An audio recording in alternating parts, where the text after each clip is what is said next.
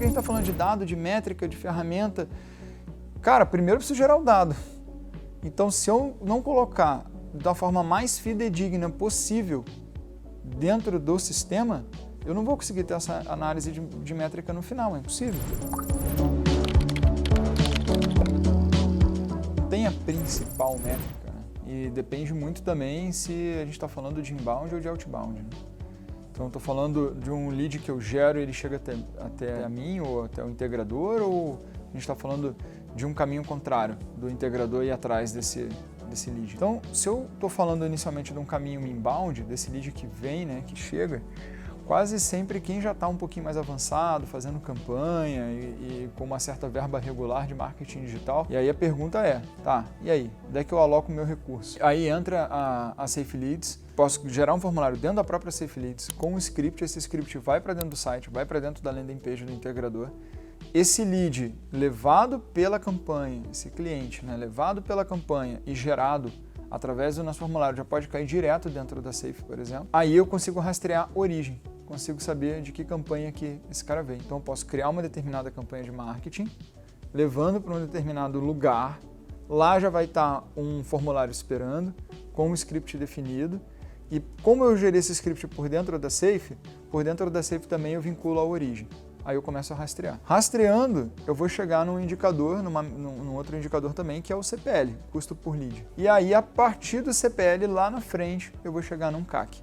Então, quando a gente olha uma métrica lá no final, tem outras métricas antes, e tem caminhos antes, né? A gente não seguir esses caminhos, não dá certo. E se eu vou para isso a gente falou agora de uma linha inbound, né? Se eu vou atrás desse cara, né? Se eu vou por um caminho de outbound, eu não posso perder tempo. Na prospecção eu não posso perder tempo. Se eu preciso identificar um caminho que me gera a melhor relação esforço-recompensa, isso tem toda a pinta de dialogar com um indicador que a gente chama de taxa de conversão. O que é a taxa de conversão? É a relação esforço-recompensa. Então, beleza. Então, com relação à taxa de conversão, como que eu consigo mapear isso? Dentro da Safe, quando você vai criar um projeto, você tem que dizer que tipo de projeto que ele é. 90% dos clientes usa a categorização comum, residencial, comercial, industrial, rural, acabou. 10% dos clientes já começam a estratificar mais esse dado. Comercial, beleza. Só que dentro de comercial eu posso ter 3, 4, 5 verticais que são mais estratégicas para mim. Será que não faz sentido eu ter esse dado separado de comercial? Do saco de leads comercial só, eu coloco tudo dentro do mesmo saco. Eu vou conseguir analisar isso depois? Acho que não.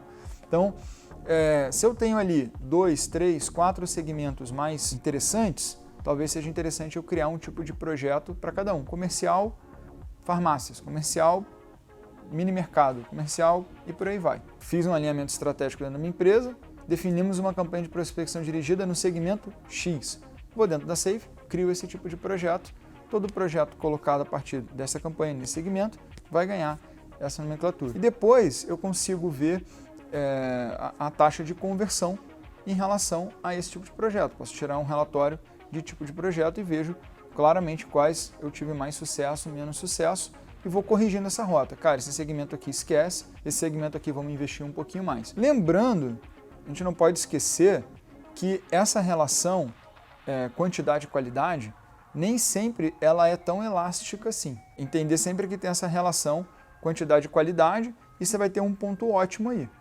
A questão é trabalhar no ponto ótimo, né, para você conseguir manter uma taxa de conversão minimamente legal para a tua operação. Se você focar num ICP, num Ideal Customer Profile, né, no perfil ideal de cliente, rodar ali o mínimo viável possível, rodar uma amostragem de 10, de 15, de 20, e metrificou o resultado X que você teve, aí agora o processo é você expandindo isso aos poucos, né, para você começar a ver a variação da taxa de conversão. Quando essa taxa de conversão começar a cair mais assim vertiginosamente, é porque provavelmente você já passou desse ponto ótimo. Volta um pouquinho e aí você vai achar um equilíbrio aí. O que é interessante falar de previsibilidade de receita dentro da Safe Leads é que em previsibilidade de receita a gente mistura 4 áreas dentro da Safe Leads no mesmo assunto. Eu tenho a questão de previsão de fechamento. Dentro de um projeto, eu posso marcar a previsão de fechamento daquele projeto, isso é uma coisa. Eu tenho, dentro da dashboard, eu tenho a taxa de conversão do vendedor, a taxa dele histórica ou a taxa por período. Então, eu já começo a poder vincular. Tenho a previsão de fechamento e tenho a taxa de conversão do vendedor. Aí eu tenho também um relatório que eu consigo vincular isso, um relatório de projetos que eu consigo usar uma das colunas como a previsão de fechamento. E aí eu tenho uma quarta coisa, que é uma área de metas, eu posso ter metas individualizadas por vendedor, então eu consigo ver que o vendedor João, falta para ele tem 86% da meta atingida, falta para ele aí 14%, e ele tem, somando todos os projetos que ele tem com data de previsão definida, ele tem então para esse mês, hoje é dia 20, ele tem para esse mês mais R$80 mil em proposta.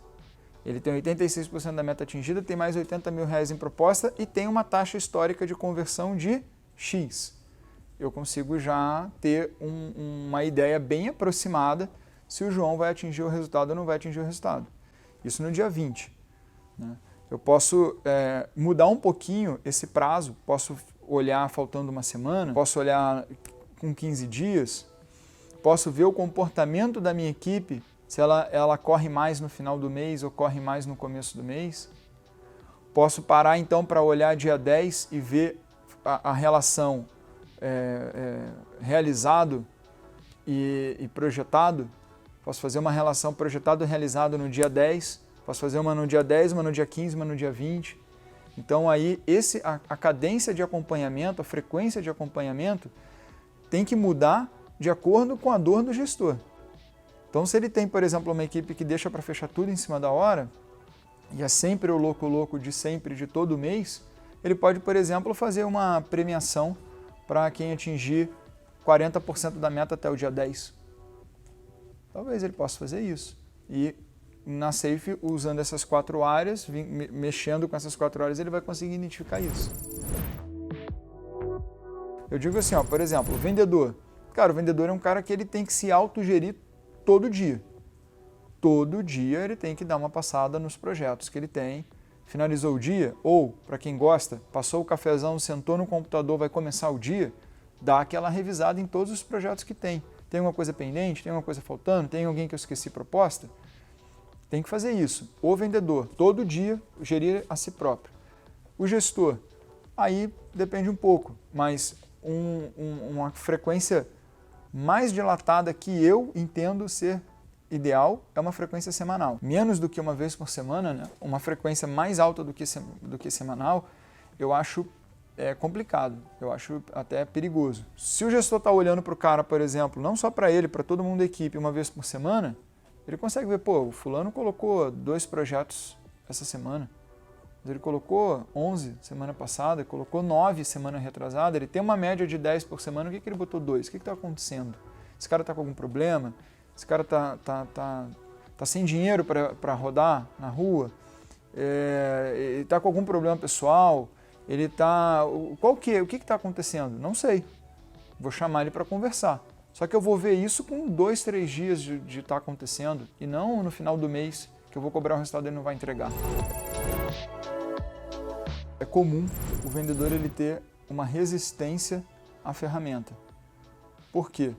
Porque toda solução nova, não estamos só falando de Safe Leads, toda solução nova ela tem uma curva de aperfeiçoamento da pessoa com a ferramenta. Comportamento até esperado que o time de venda tenha uma certa resistência à ferramenta. Se não uma resistência total, um motim quase, você vai ter uma resistência pontual desse ou daquele perfil. Normalmente, as pessoas que têm um pouquinho mais de dificuldade com ferramentas digitais, que não tem necessariamente a ver com idade, tem a ver com a abertura da pessoa a trabalhar com ferramentas um pouco mais modernas. É esperado até que você tenha uma certa resistência. Vamos entender, você já estava usando um modelo, seja ele um modelo totalmente sem controle, grupo de WhatsApp com o orçamentista. Atendi o cliente, pum, mandei lá no grupo para o orçamentista. Qual que é o controle disso? Zero. Como que eu consigo acompanhar? Como que o orçamentista consegue se organizar? Zero. Enfim, todo mundo sabe que tem diversos problemas. Porém, você já estava acostumado. Então, quando você faz uma adoção de uma ferramenta nova, qual que é a sensação que vem? É que você está lento. Ou que você está mais lento do que você estava há X dias atrás, quando você fazia do jeito que você fazia. Isso é esperado. Aí eu entendo que precisa haver uma postura um pouco mais firme da gestão. Se não está no sistema, não existe. Né? Não está aqui, não converso com você sobre coisas que não está aqui. Porque senão você nunca vai conseguir fazer essa virada de chave. A minha dica para isso é eleger um champion.